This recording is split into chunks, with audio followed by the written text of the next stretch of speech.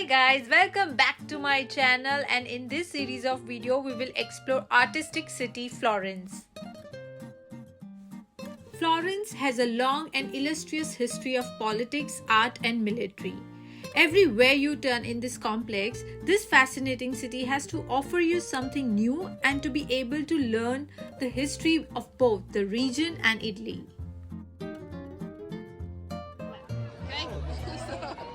We'll see together the highlights of Florence today, starting from here, Santa Croce. The Florentine Church of Santa Croce holds many world records. It is the largest church built in the Middle Ages, together with its important convent, and it is one of the finest examples of Italian Gothic architecture.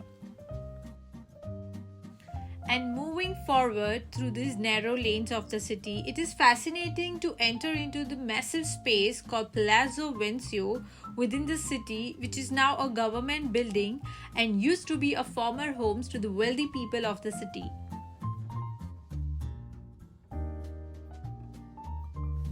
And as we step into the courtyard, every corner has its own significance, which reflects its individual architectural facade style, which still complements the compact arrangements of the buildings.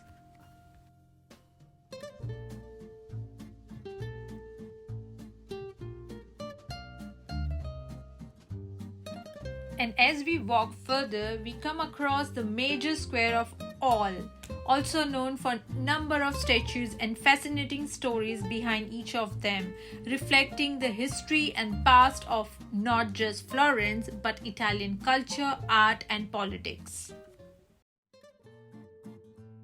As we look from the sky, the square is in a V shape and it was designed by Simone artist in late Gothic style towards the end of 1300s, but his use of round arches makes it one of the first example of Renaissance architecture in Florence. The statues in this square has undergone several times of rearrangement and replacement during the past decades. And that's the famous bronze statue of Grand Duke of Tuscany.